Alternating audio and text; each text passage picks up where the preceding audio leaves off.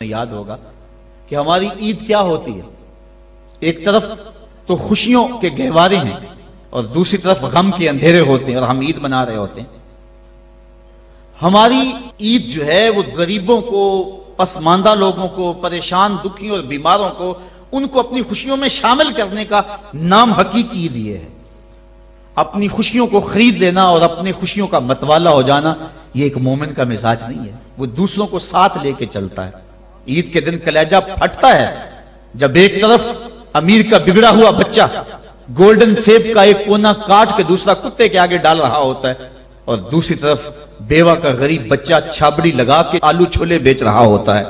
بچوں کے جذبات تو ایک جیسے ہوتے ہیں، وہ ایک طرح سے سوچتے ہیں۔ ہر بچہ بچپن میں بادشاہ ہوتا ہے۔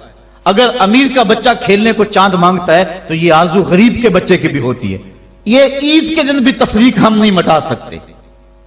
میں نے کرن نامی اس عورت کی مثال دی تھی کہ جس نے اپنے مزدور باپ سے کانچ کی چوڑیاں مانگی اور وہ کانچ کی چوڑیاں بھی فراہم نہ کر سکا تو اس نے خودکشی کر لی۔ بچی کی عمر 7 سال تھی۔ کیا وہ معاشرے کے کندھوں کے اوپر بوجھ نہیں ہے؟ اگر ہمسایہ بھوکا سو جائے تو نماز قبول نہیں ہوتی، اور آقا کریم نے تو یہاں تک فرمایا اپنے گوشت کی خوشبو سے ہمسائے کو تکلیف نہ دو، یا تو تھوڑا سا پانی زیادہ ڈال لو اور شوربے ایک پیالی ہمسایوں کے گھر بھی بھیج دو۔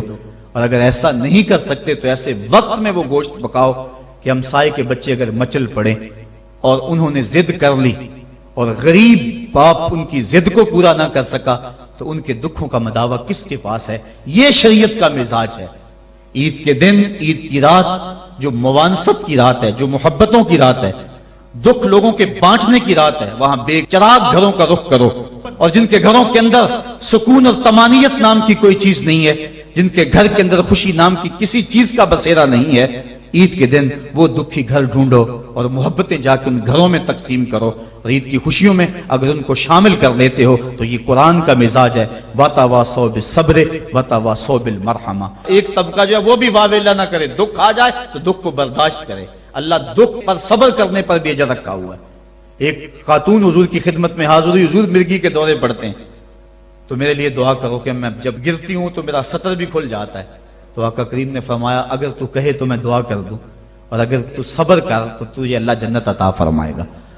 اس نے عرض کی حضور مجھے جنت والا سودا قبول ہے، مجھے یہ مرگی کے دورے پڑتے رہیں لیکن صبر کروں گی جنت مجھے مل جائے، لیکن اتنا ہے کہ عورت ذات جب گرتی ہوں تو پردہ کھل جاتا ہے، یہ آرزو ہے کہ پردہ سطر نہ کھلے۔ فرمایا ہاں سطر نہیں کھلے گا لیکن مرگی کے دورے بدستور موجود رہیں گے۔ آقا کریم نے اس کو جنت کی بشارت دی۔ یہ تھے وہ لوگ جن کا اللہ پہ یقین تھا، جنت کے وعدے پہ اطمینان ہے اور جنت کے وعدے پر اپنی بیماری کو قبول کر رہے ہیں۔ ہم تھوڑا سا دکھ جھیلتے ہیں تو واویلا مچا دیتے ہیں۔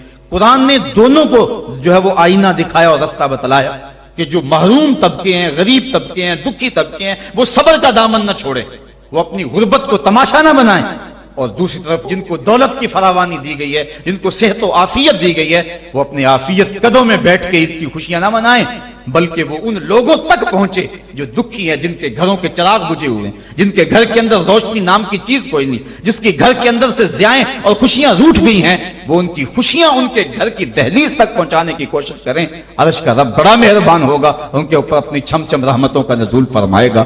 آئیے ہم عید کے روز اس عزم کا اعادہ کر کے دکھی اور مصیبت زدہ اپنے غریب رشتہ داروں کو اور اپنے معاشرے میں، اپنی گلی اور اپنے محلے میں جو دکھی لوگ ہیں ان کی اعانت کے لیے